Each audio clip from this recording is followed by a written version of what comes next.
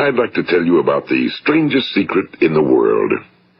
Some years ago, the late Nobel Prize-winning Dr. Albert Schweitzer was being interviewed in London, and a reporter asked him, "Doctor, what's wrong with men today?" And the great doctor was silent a moment, and then he said, "Men simply don't think." It's about this that I want to talk with you. We live today in a golden age. This is an era that man has looked forward to, dreamed of, and worked toward for thousands of years. But since it's here, we pretty well take it for granted. We in America are particularly fortunate to live in the richest land that ever existed on the face of the earth, a land of abundant opportunity for everyone. But do you know what happens? Well, let's take 100 men who start even at the age of 25. Do you have any idea what will happen to those men by the time they're 65?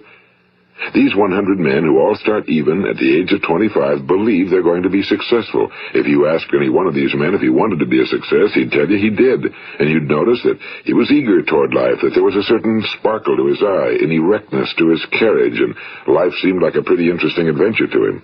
But by the time they're 65, 1 will be rich. 4 will be financially independent. 5 will still be working. 54 will be broke. Now think a moment. Out of the 100, only 5 make the grade. Now why do so many fail?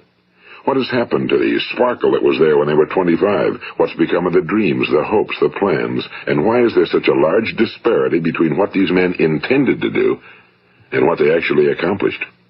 When we say about 5% achieve success, we have to define success.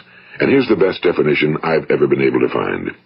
Success is the progressive realization of a worthy ideal. If a man is working toward a predetermined goal and knows where he's going, that man is a success. If he's not doing that, he's a failure. Success is the progressive realization of a worthy ideal.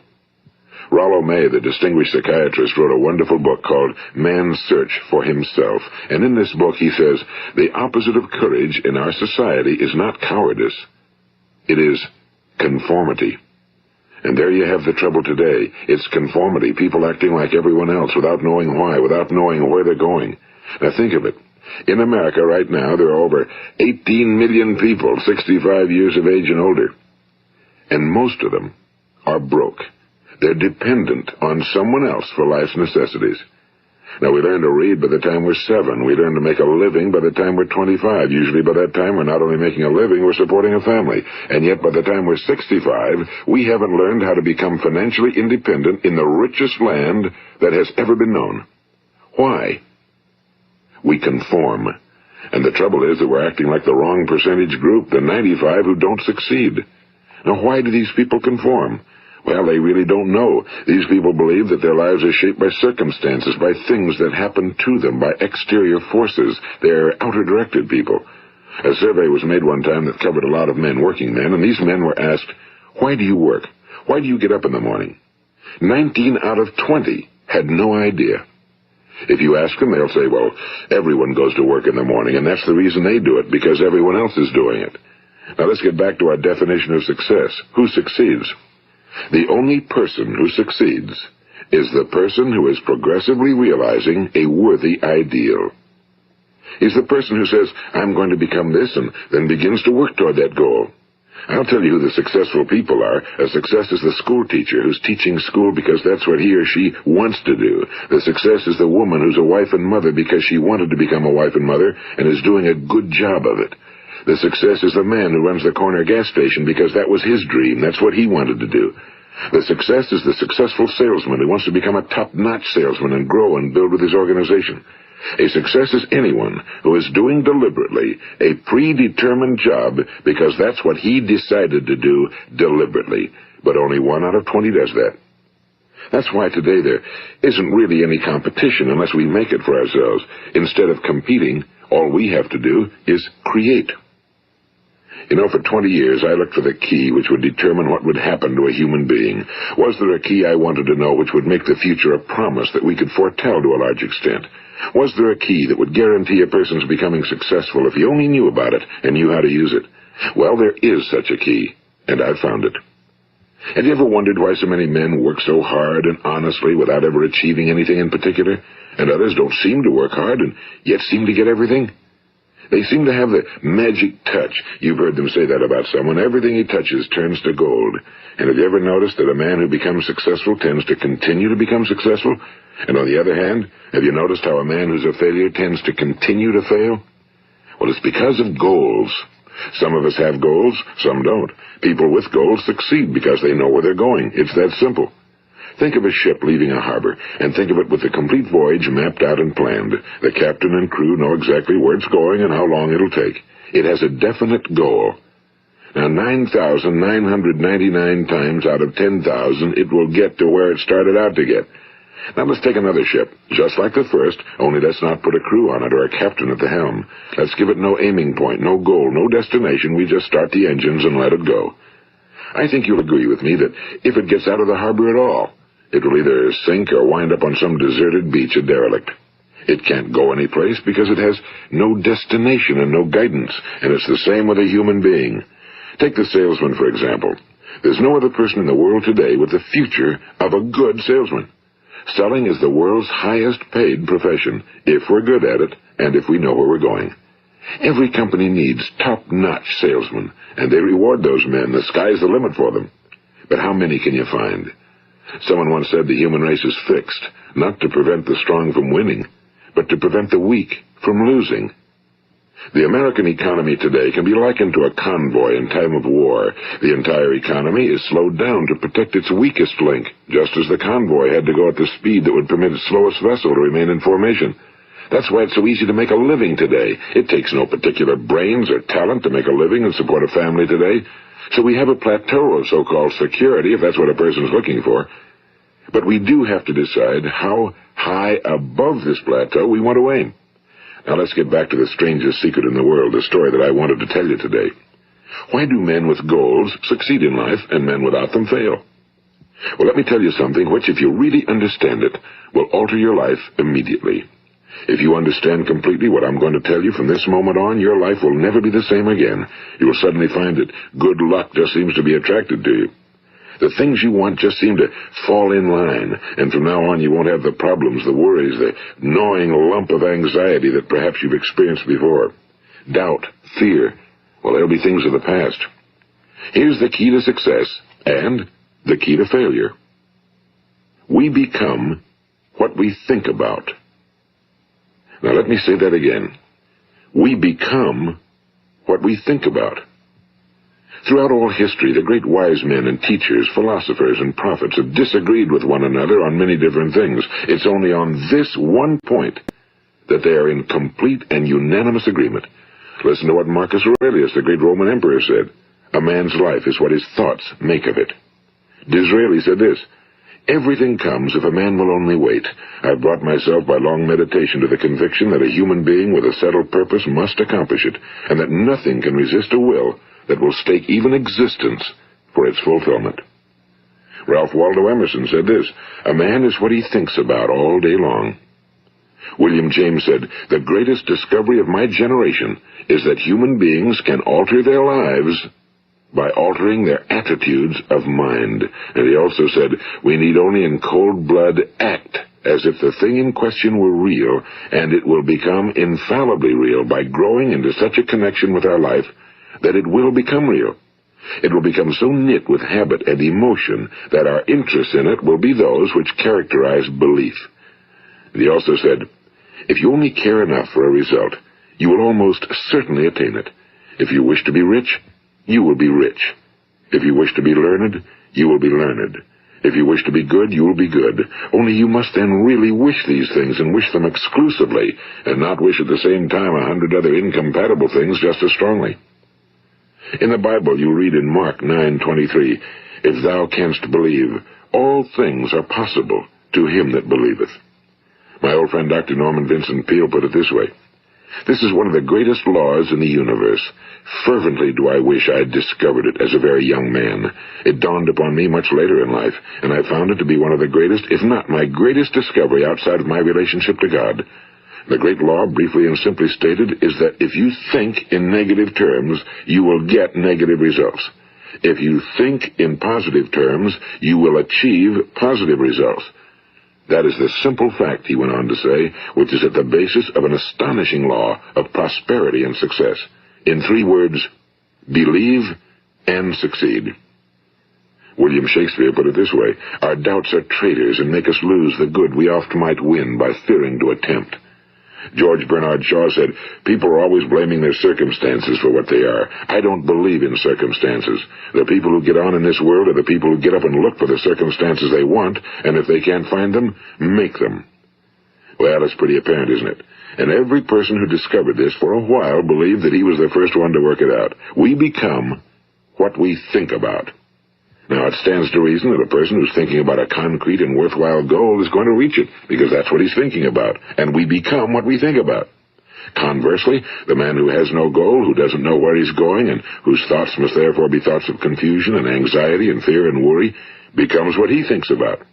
His life becomes one of frustration and fear and anxiety and worry. And if he thinks about nothing, he becomes nothing. Now, how does it work? Why do we become what we think about? Well, I'll tell you how it works as far as we know. Now, to do this, I want to tell you about a situation that parallels the human mind. Suppose a farmer has some land, and it's good fertile land. Now, the land gives the farmer a choice. He may plant in that land whatever he chooses. The land doesn't care. It's up to the farmer to make the decision. Now, remember, we're comparing the human mind with the land because the mind, like the land, doesn't care what you plant in it. It will return what you plant, but it doesn't care what you plant. Now, let's say that the farmer has 2 seeds in his hand. One is a seed of corn. The other is nightshade, a deadly poison. He digs 2 little holes in the earth, and he plants both seeds, one corn, the other nightshade. He covers up the holes, waters, and takes care of the land, and what will happen? Invariably, the land will return what's planted. As it's written in the Bible, as ye sow, so shall ye reap. Now remember, the land doesn't care. It'll return poison in just as wonderful abundance as it will corn. So up come the 2 plants, one corn, one poison. Now, the human mind is far more fertile, far more incredible and mysterious than the land, but it works the same way. It doesn't care what we plant. Success, failure. A concrete, worthwhile goal, or confusion. Misunderstanding, fear, anxiety, and so on. But what we plant, it must return to us. You see, the human mind is the last great unexplored continent on Earth. It contains riches beyond our wildest dreams. It will return anything we want to plant. Now, you might say, well, if that's true, why don't people use their minds more? Well, I think they figured out an answer to that one, too. Our mind comes as standard equipment at birth. It's free, and things that are given to us for nothing we place little value on. Things that we pay money for, we value. The paradox is that exactly the reverse is true. Everything that's really worthwhile in life came to us free. Our minds, our souls, our bodies, our hopes, our dreams, our ambitions, our intelligence, our love of family and children and friends and country, all these priceless possessions are free. But the things that cost us money are actually very cheap and can be replaced at any time. A good man can be completely wiped out and make another fortune. He can do that several times. Even if our home burns down, we can rebuild it. But the things we got for nothing, we can never replace. The human mind isn't used because we take it for granted. Familiarity breeds contempt. It can do any kind of job we assign to it, but generally speaking, we use it for little jobs instead of big, important ones. Universities have proved that most of us are operating on about 10% or less of our abilities. So decide now, what is it you want? Plant your goal in your mind. It's the most important decision you'll ever make in your entire life. What is it you want? Do you want to be an outstanding salesman? A better worker at your particular job? Do you want to go places in your company? In your community? Do you want to get rich? All you've got to do is plant that seed in your mind, care for it, work steadily toward your goal, and it will become a reality. It not only will, there's no way that it cannot.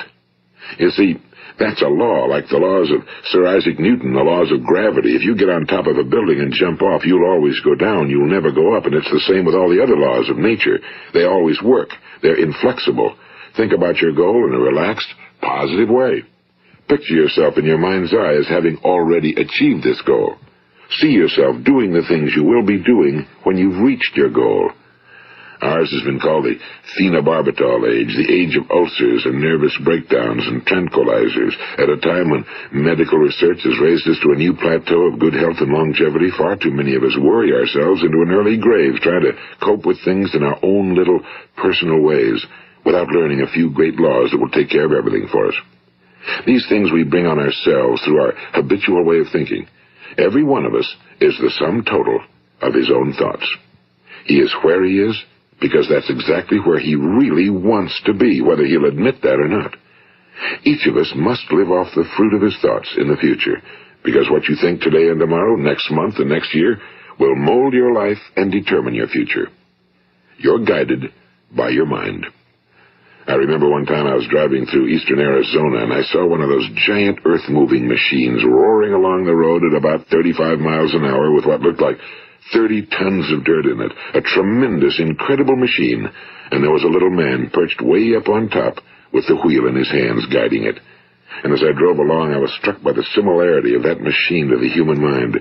Just suppose you're sitting at the controls of such a vast source of energy. Are you going to sit back and fold your arms and let it run itself into a ditch? Or are you going to keep both hands firmly on the wheel and control and direct this power to a specific, worthwhile purpose? It's up to you. You're in the driver's seat. You see, the very law that gives us success is a two-edged sword. We must control our thinking. The same rule that can lead a man to a life of success, wealth, happiness, and all the things he ever dreamed of for himself and his family. That very same law can lead him into the gutter. It's all in how he uses it, for good or for bad. This is the strangest secret in the world. Now, why do I say it's strange, and why do I call it a secret? Actually, it isn't a secret at all. It was first promulgated by some of the earliest wise men, and it appears again and again throughout the Bible, but very few people have learned it, understand it. That's why it's strange, and why for some equally strange reason it virtually remains a secret. I believe that you could go out and walk down the main street of your town and ask one man after another what the secret of success is, and you probably wouldn't run into one man in a month who could tell you. Now, this information is enormously valuable to us if we really understand it and apply it. It's valuable to us not only for our own lives, but the lives of those around us, our families, employees, associates, and friends. Life should be an exciting adventure. It should never be a bore. A man should live fully, be alive. He should be glad to get out of bed in the morning. He should be doing a job he likes to do because he does it well. One time I heard Grove Patterson, the great late editor-in-chief of the Toledo Daily Blade, make a speech, and as he concluded his speech, he said something I've never forgotten. He said, "My years in the newspaper business have convinced me of several things. Among them, that people are basically good, and that we came from someplace, and we're going someplace. So we should make our time here an exciting adventure. The architect of the universe didn't build a stairway leading nowhere." And the greatest teacher of all, the carpenter from the plains of Galilee, gave us the secret time and time again. As ye believe, so shall it be done unto you. I've explained the strangest secret in the world and how it works. Now, on this side, I want to explain how you can prove to yourself the enormous returns possible in your own life by putting this secret to a practical test. I want you to make a test that will last 30 days. It isn't going to be easy, but if you'll give it a good try, it will completely change your life for the better. Now, back in the 17th century, Sir Isaac Newton, the English mathematician and natural philosopher, gave us some natural laws of physics which apply as much to human beings as they do to the movement of bodies in the universe. And one of these laws is that for every action, there is an equal and opposite reaction. Simply stated, as it applies to you and me, it means we can achieve nothing without paying the price. The results of your 30-day experiment will be in direct proportion to the effort you put forth. To be a doctor, you must pay the price of long years of difficult study. To be successful in selling, and remember that each of us succeeds to the extent of his ability to sell. Selling our families on our ideas, selling education in schools, selling our children on the advantages of living the good and honest life, selling our associates and employees on the importance of being exceptional people. To, of course, the profession of selling itself. But to be successful in selling our way to the good life, we must be willing to pay the price. Now, what is that price? Well, it's many things. First, it's understanding emotionally, as well as intellectually, that we literally become what we think about, that we must control our thoughts if we're to control our lives. It's understanding fully that as ye sow, so shall ye reap. Second, it's cutting away all fetters from the mind and permitting it to soar as it was divinely designed to do.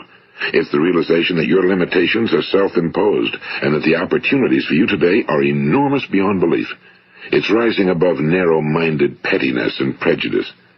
And third, it's using all your courage to force yourself to think positively on your own problem, to set a definite and clearly defined goal for yourself, to let your marvelous mind think about your goal from all possible angles, to let your imagination speculate freely upon many different possible solutions, to refuse to believe that there are any circumstances sufficiently strong to defeat you in the accomplishment of your purpose, to act promptly and decisively when your course is clear, and to keep constantly aware of the fact that you are, at this moment, standing in the middle of your own acres of diamonds, as Russell Conwell used to point out. And fourth, save at least 10% of every dollar you earn. It's also remembering that no matter what your present job, it has enormous possibilities, if you're willing to pay the price.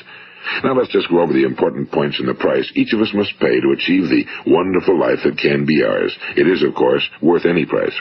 1. You will become what you think about. 2. Remember the word imagination and let your mind begin to soar. 3. Courage. Concentrate on your goal every day. 4. Save 10% of what you earn. And 5. Action. Ideas are worthless unless we act on them.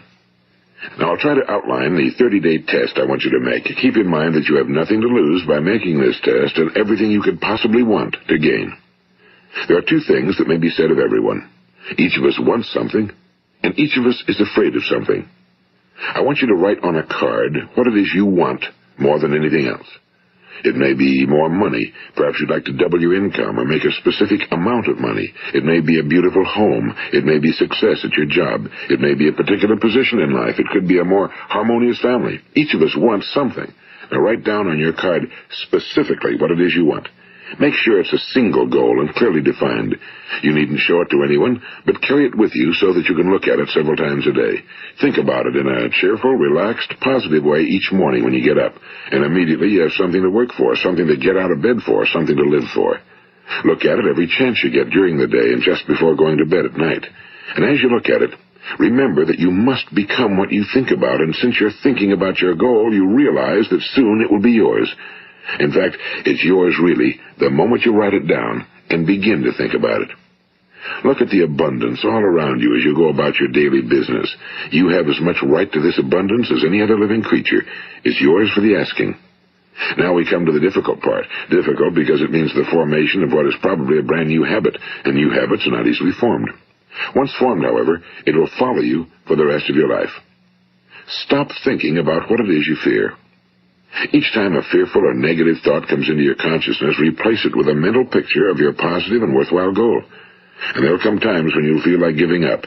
It's easier for a human being to think negatively than positively. That's why only 5% are successful.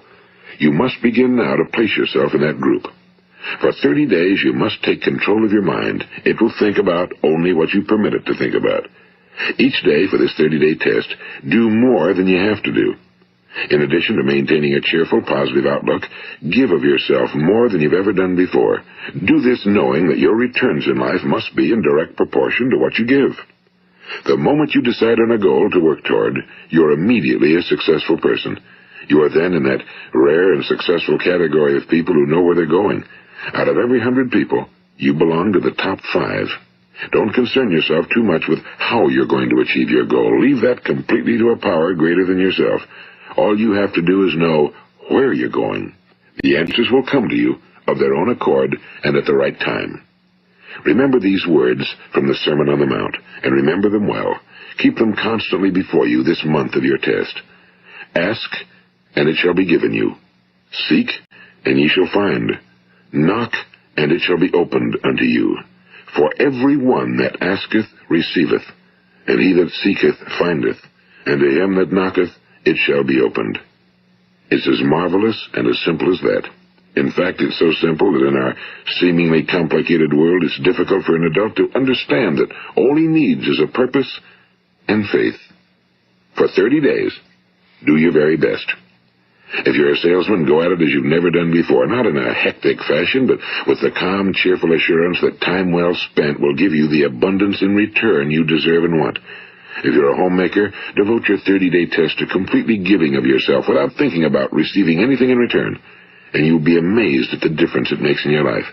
No matter what your job, do it as you've never done it before for 30 days. And if you've kept your goal before you every day, you'll wonder and marvel at this new life you've found. Dorothea Brand, the outstanding editor and writer, discovered it for herself and tells about it in her fine book, Wake Up and Live. Her entire philosophy is reduced to the words, act as though it were impossible to fail. She made her own test with sincerity and faith, and her entire life was changed to one of overwhelming success. Now, you make your test for 30 full days. Don't start your test until you've made up your mind to stick with it. You see, by being persistent, you're demonstrating faith. Persistence is simply another word for faith. If you didn't have faith, you'd never persist. If you should fail during your first 30 days, by that I mean suddenly find yourself overwhelmed by negative thoughts, you've got to start over again from that point and go 30 more days. Gradually, your new habit will form until you find yourself one of that wonderful minority to whom virtually nothing is impossible. And don't forget the card. It's vitally important as you begin this new way of living. On one side of the card, write your goal, whatever it may be. On the other side, write the words we've quoted from the Sermon on the Mount. Ask, and it shall be given you. Seek, and ye shall find. Knock, and it shall be opened unto you. Nothing great was ever accomplished without inspiration. See that during these crucial first 30 days, your own inspiration is kept at a peak. And above all, don't worry. Worry brings fear, and fear is crippling. The only thing that can cause you to worry during your test is trying to do it all yourself. Know that all you have to do is hold your goal before you. Everything else will take care of itself. Remember also to keep calm and cheerful. Don't let petty things annoy you and get you off course. Now, since making this test is difficult, some will say, why should I bother? Well, look at the alternative. No one wants to be a failure. No one really wants to be a mediocre individual. No one wants a life constantly filled with worry and fear and frustration. Therefore, remember that you must reap that which you sow. If you sow negative thoughts, your life will be filled with negative things. If you sow positive thoughts, your life will be cheerful, successful, and positive. Now, gradually, you will have a tendency to forget what you've heard on this recording. Play it often. Keep reminding yourself of what you must do to form this new habit. Gather your whole family around at regular intervals and listen to what's been said here. You know, most men will tell you that they want to make money without understanding the law. The only people who make money work in a mint. The rest of us must earn money. This is what causes those who keep looking for something for nothing or a free ride to fail in life. The only way to earn money is by providing people with services or products which are needed and useful. We exchange our time and our product or service for the other man's money. Therefore, the law is that our financial return will be in direct proportion to our service. Now, success is not the result of making money. Making money is the result of success, and success is in direct proportion to our service. Most people have this law backwards. They believe that you're successful if you earn a lot of money. The truth is that you can only earn money after you're successful. It's like the story of the man who sat in front of the stove and said to it, give me heat, and then I'll add the wood. How many men and women do you know, or do you suppose there are today, who take the same attitude toward life? There are millions. We've got to put the fuel in before we can expect heat. Likewise, we've got to be of service first before we can expect money. Don't concern yourself with the money. Be of service, build, work, dream, create. Do this, and you'll find there's no limit to the prosperity and abundance that will come to you. Prosperity, you know, is founded upon a law of mutual exchange. Any person who contributes to prosperity must prosper in turn himself. Sometimes the return will not come from those you serve, but it must come to you from someplace, because that's the law. For every action, there is an equal and opposite reaction. As you go daily through your 30-day test period, remember that your success will always be measured by the quality and quantity of service you render, and money is a yardstick for measuring this service. No man can get rich himself unless he enriches others. Now, there are no exceptions to a law. You can drive down any street in America and from your car estimate the service that's being rendered by the people living on that street. Had you ever thought of this yardstick before? It's interesting. Some, like ministers and priests and other devoted people, measure their returns in the realm of the spiritual, but again, their returns are equal to their service. Once this law is fully understood, any thinking person can tell his own fortune. If he wants more, he must be of more service to those from whom he receives his return. If he wants less, he has only to reduce his service. This is the price you must pay for what you want. If you believe you can enrich yourself by deluding others, you can end only by deluding yourself. It may take some time, but just as surely as you breathe, you'll get back what you put out. Don't ever make the mistake of thinking you can avert this. It's impossible. The prisons and the streets where the lonely walk are filled with people who tried to make new laws just for themselves. We may avoid the laws of man for a while, but there are greater laws that cannot be broken. An outstanding medical doctor recently pointed out 6 steps that will help you realize success. 1. Set yourself a definite goal. 2. Quit running yourself down. 3. Stop thinking of all the reasons why you cannot be successful and instead think of all the reasons why you can. 4. Trace your attitudes back through your childhood and try to discover where you first got the idea you couldn't be successful, if that's the way you've been thinking. 5. Change the image you have of yourself by writing out a description of the person you would like to be. And 6. Act the part of the successful person you have decided to become. The doctor who wrote those words is a noted West Coast psychiatrist, Dr. David Harold Fink. Do what the experts since the dawn of recorded history have told you must do. Pay the price by becoming the person you want to become. It's not nearly as difficult as living unsuccessfully. Make your 30-day test, then repeat it again, and each time it will become more a part of you until you'll wonder how you could ever have lived any other way. Live this new way, and the floodgates of abundance will open and pour over you more riches than you may have dreamed existed. Money? Yes, lots of it. But what's more important, you'll have peace. You'll be in that wonderful minority who lead calm, cheerful, successful lives. Start today. You have nothing to lose, but you have a whole life to win. This is Earl Nightingale, and thank you.